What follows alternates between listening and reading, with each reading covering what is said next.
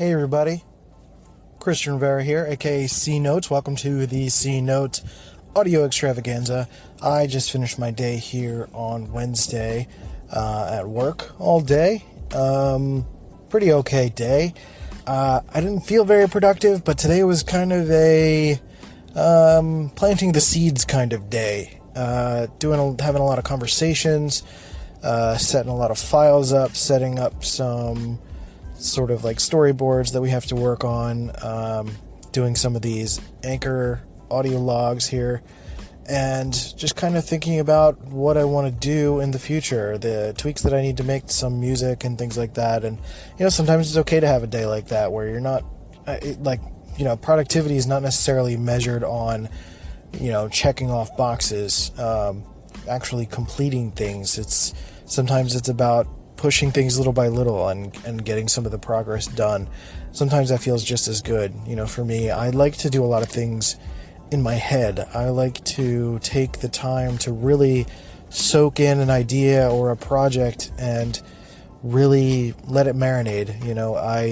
If I'm doing a video project that involves a lot of stock footage, I will just look through a lot of stock footage and listen to a lot of music and really let myself get immersed into the script and the idea, talk to people about it, maybe get different perspectives, and sometimes take my time. With certain things, I like to kind of rush through it and make a mess and just kind of figure it out. But in other cases, I like to just take my time and work through the project in my head, because then when I sit down and do it, I have a clearer vision of what I want to do, and then I just feel more satisfied. It just comes out a little bit more complete. So there's nothing wrong with having those days where you're just planting the seeds, pushing things little by little, having a few phone calls or sending some emails, setting some things in motion. There's absolutely nothing wrong with that. And those kinds of days can sometimes feel more productive than, the days where you're finalizing things, because you finalize things and you're like, all right, what now? When you're pushing things and sowing the seeds or putting things in motion, you have more to kind of get excited about. You feel like, all right, tomorrow I'm going to come in, tonight I'm going to take some time to kind of get some rest, breathe a bit, and then tomorrow I'm going to come in and kill it. And there's no better feeling than knowing that you're ready to take on the world.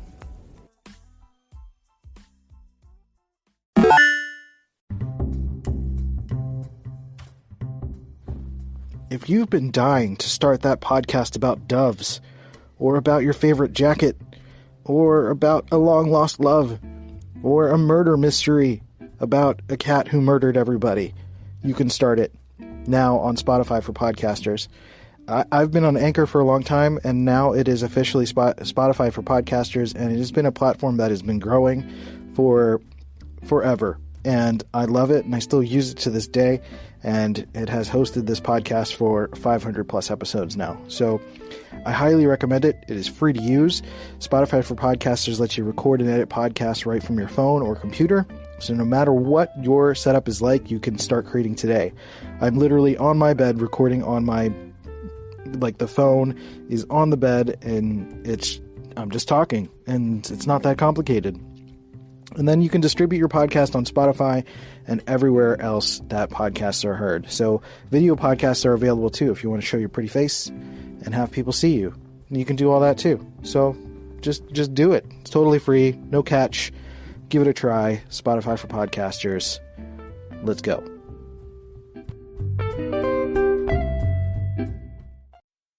This episode is brought to you by Amazon Prime. Whatever you're into, with Amazon Prime, you can go deep. So if you're all about pop right now, you could watch pop documentaries on Prime Video, discover pop playlists on Amazon Music Prime. And if you're really serious, order a rhyming dictionary with fast free shipping from Prime. From shopping to streaming to saving, it's on Prime. Visit Amazon.com/Prime to get more out of whatever you're into.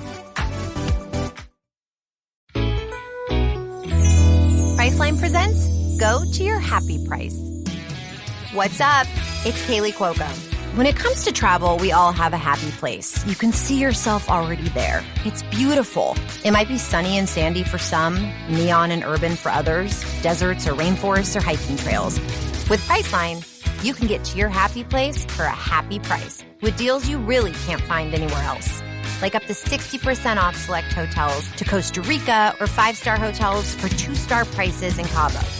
Go to Priceline.com and travel to your happy place for a happy price. All right, see ya. I'm off to Miami. No, actually, wow, look at that. No, I'm going to Hawaii now. Ooh, Cancun looks nice. You know what? Belize looks pretty nice this time of year. Or, Palm Springs. Go to your happy place for a happy price. Go to your happy price, Priceline.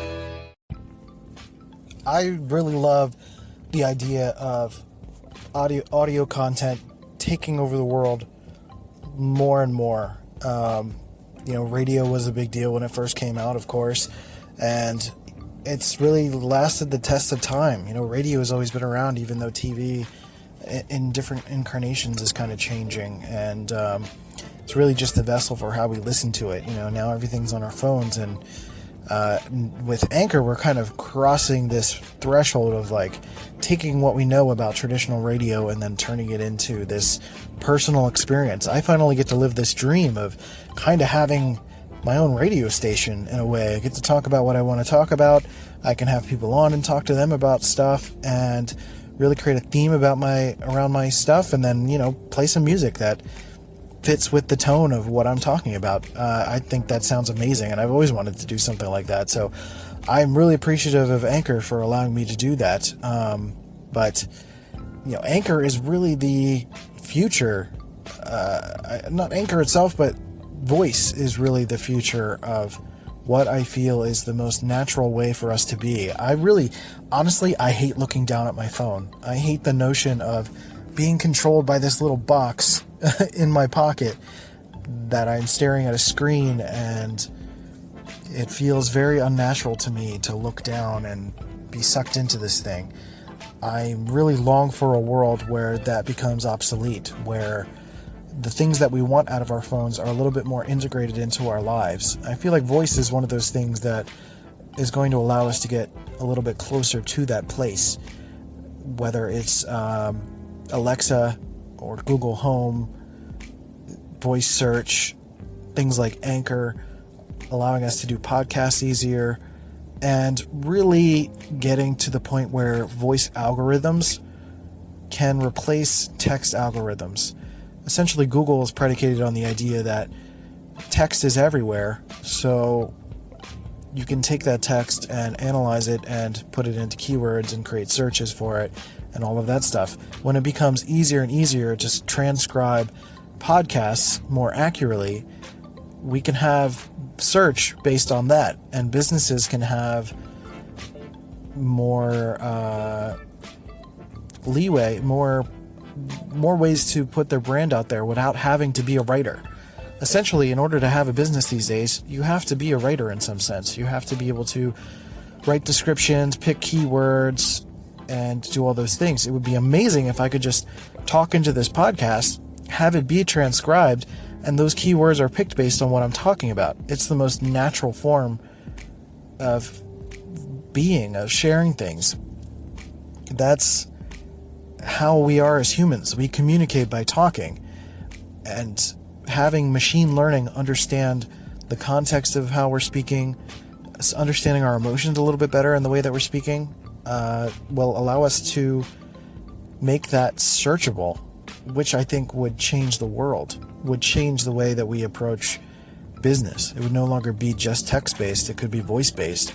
And a lot of people like me who can write but don't really enjoy writing can make more of a living just talking and having that be more accessible to the masses. Because I don't work on a radio station. I don't have that kind of access. But if I were to talk to people this way and have them like what I'm reading and be able to transcribe what I'm reading into a Medium post, or for someone to just search for a topic and this podcast comes up without any transcription, without actually any words on the internet, that search would be able to access this podcast just because I'm speaking. I hope that makes sense.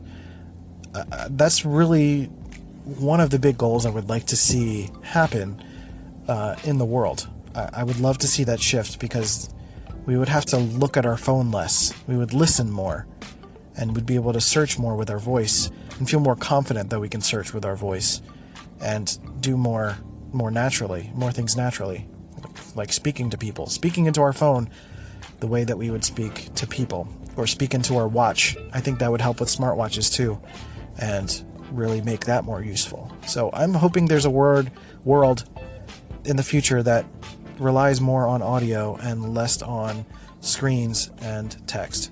I would love that.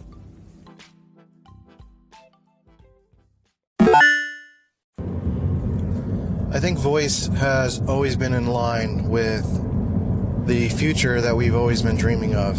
Throughout the decades, it's like every piece of technology that is fantasized about, communicators in Star Wars or Star Trek. Oh, the nerds are going to hate me for that one. My fellow nerd brethren. It's 7 a.m. Leave me alone. Voice communicators through James Bond and Star Trek and other situations where we wish that just using our voices would activate things. Walking into a room and turning on the lights, which is currently a reality, albeit not super easy. You have to sort of connect things and have Wi-Fi light bulbs and all that stuff. It's not kind of naturally built into homes just yet. I'm wondering if that could be the case within the next 100 years, where that's a little bit more common. Maybe the next 20 years, maybe not 100, where that's built into homes more likely. So using things with your voice more often it just feels more natural, like I've been saying, and it would be fascinating if that were to make it into the public sector as well. Like you're at a stoplight, or rather you're at a bus stop, and you want to check the times for a specific destination. You just go up there and you say it. You don't have to tap the screen or navigate through menus you're unfamiliar with. You just walk up to the thing and you say, I'm trying to go to LA by 9 a.m. Okay, well, you have to catch this train by blah, blah, blah, blah, blah. And that's it. Super easy. It's like Google Assistant, but everywhere. Or a better version of Siri, but everywhere. Or Alexa, but everywhere. And, the trick is that everybody's trying to capture that marketplace. So, in order for that to happen, one of those big companies would have to get like a big government contract or something. And that could be rife with regulations, and that could get really tricky. But if we could completely fantasize, that would be the world that I would absolutely love. Where I'm not messing with touchscreens, I'm not messing with interfaces I'm not familiar with, and really not having to touch things anymore. That would be pretty nice. That's one of the futures I would really love to live in. And really just to get through my day a little bit easier without having to do that. Wake up in the morning and ask for my news stories, or set up a recording, or do things without having to use this little brick. I think within the last decade or so, probably since the iPhone was announced, we've kind of moved away from focusing on voice. I think the past few years have been focusing on voice, but what I mean is a decade before that, when the iPhone came out, we started focusing on touchscreens. Everything became touchscreen focused. People wanted to talk on the phone less. I don't think anyone ever really wanted to talk on the phone, but you ask any young person these days, anyone under 35, and I doubt they want to talk on the phone. Nobody likes that. It's very disruptive, and sometimes can be awkward. Sometimes you can't hear the other person, and just that real-time live aspect of calling someone can cause a lot of anxiety. So I think things like WhatsApp, where you leave a message or you do voice and they can listen to it on their own time, which really fits the tone of what's going on these days, where people are picking and choosing their content, when people communicate with them, when they can respond, things like that. There's no reason they can't be that way with voice. It really should be. I would love to hear someone's voice more often, but maybe not necessarily in real time, because I don't want to be interrupted. Like I might not be ready to have that conversation. So somebody could just leave me a message, not a voicemail, because people don't leave voicemails. If they could just immediately say, hey, I need this, this, and this, instead of saying, hey, call me. I think it would allow people to get to the point and actually have a conversation via voice instead of saying, hey, call me, because that's the worst. We all know it is.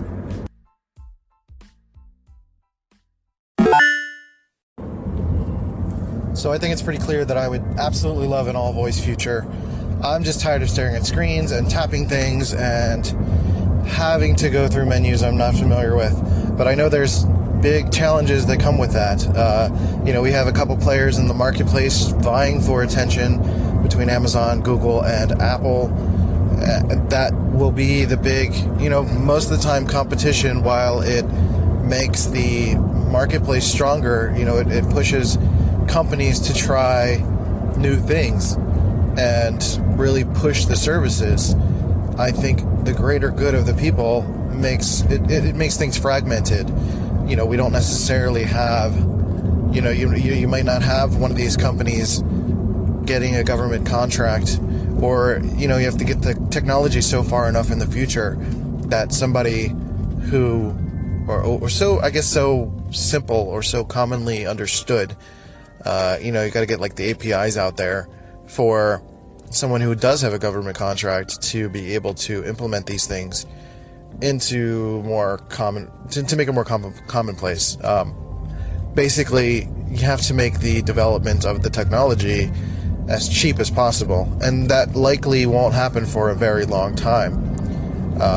You get to the point, like, you think about it now, like when the iPhone came out, that was the thing with the touchscreen. And now, over a decade later, you've got a lot of cheap phones that have touchscreen capabilities, a lot of cheap devices that have touchscreen capabilities. So since we're starting voice now, you think maybe 10 years from now, when context is better understood, when we can understand people's mumbles a little bit better, different accents better, different languages, understand the context. In Apple's recent keynote, when they were talking about reading different voices in a more natural cadence and having the voices sound more natural and less robotic, like that's a major step.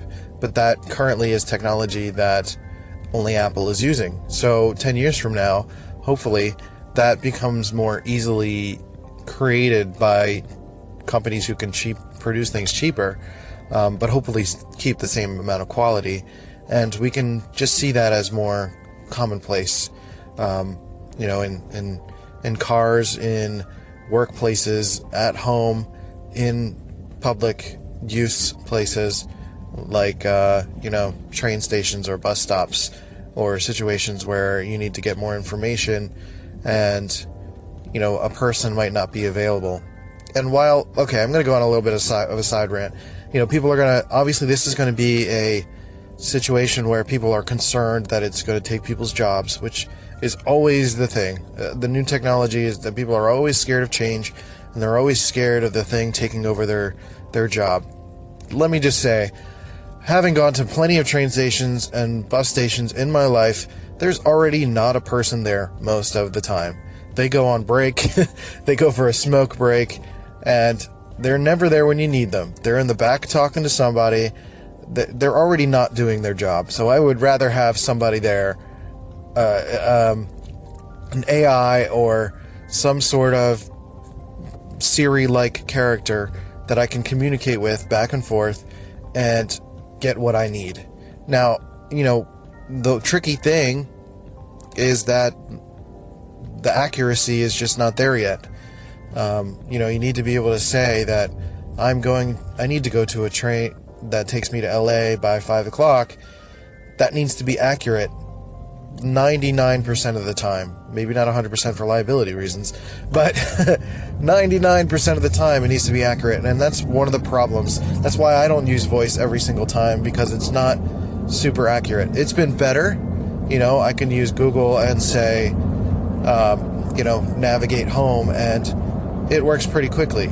But I'm using rudimentary things. I'm not having a natural conversation with it. So, I'm going to test it more and see how good that is. But when it gets to the point where we get in our car and you're almost saying good morning to your AI and please and thank you, which is another thing I'm going to rant about because my 5 minutes is up. But I'm going to do one last segment, and we'll wrap up this all voice extravaganza.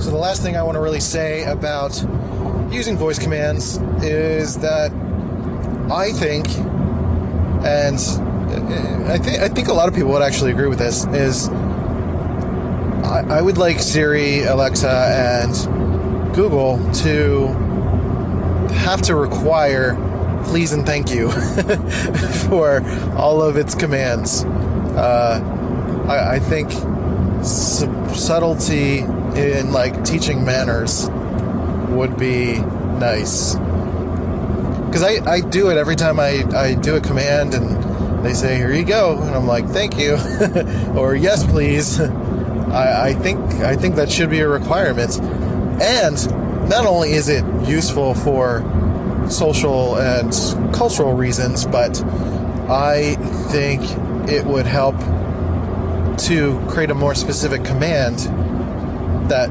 doesn't necessarily just sound like yes. Somebody could accidentally say yes, but yes please is a little bit more specific, or no please, or no thank you, or yes thank you, something to that effect would be more specific. And as any programmers out there would know, that a more specific command usually works better in most situations. So I would honestly really, really enjoy that. I think it would, just making it a requirement would allow people to be nicer without actually really thinking too much about it. It just makes it more natural. And I think it would be good for everybody, because everyone needs to be nice. I used to work at Taco Bell, and I would get people in the drive-thru who would ask for something, and I would give them the thing, or I'd ask them a question, and they would say, now. Again, I'm from Philly, so everyone sounds like nasally and annoying, including me sometimes, so I apologize. But they're like, now. And I'm like, can't you at least say, no thanks? Or, at least be, kind of soft about it? I don't know. It's not about being soft versus being tough. It's, just being polite. And being polite without the notion of someone having done something for you. It's just being nice for the sake of being nice, which is another complicated concept that requires its own podcast, I think. But yeah, I think requiring please and thank you would change the game a little bit. The only thing I would be worried about is making please and thank you too common to the point where it doesn't really mean anything. I don't know. For me, I don't really care. I used to, when I was in London for about a week, I really liked that everybody was saying sorry all the time. I know they didn't mean it, but they run into you, they say sorry and move on. I'm like, oh, that feels nice. I don't even care if they mean it or not. And I realize they probably don't. They're just so used to having said it. But I like that it's being said. It's better than having not said it, I feel. So, I don't know. I wonder what your thoughts are on that. Would you like voice commands to require please and thank you? And what are your thoughts on voice in general? Is it the good way? Is it the way to go? Do you feel like you would rather use voice than to use a touchscreen? Do you prefer to use a touchscreen? Do you like typing on a touchscreen? You're crazy if you do, but do you? I would like to know if you do. So let me know. Give me a call in, and perhaps I'll put you on the next episode. So this is the end of Thursday's episode. This is getting posted on the podcast. And if you're listening on Anchor, I really appreciate it. Share it with your friends. Anchor.fm/Christian-Rivera. And all my stuff is hi, my name is Christian.com, and follow me on social channels at Rival My Design. I really appreciate it. I hope you enjoy the music. I hope you enjoy the show so far, and all those good things. I would love some feedback, so feel free to call in and just say hi or respond to any of the things I've been talking about. Thanks, and I'll catch you next time.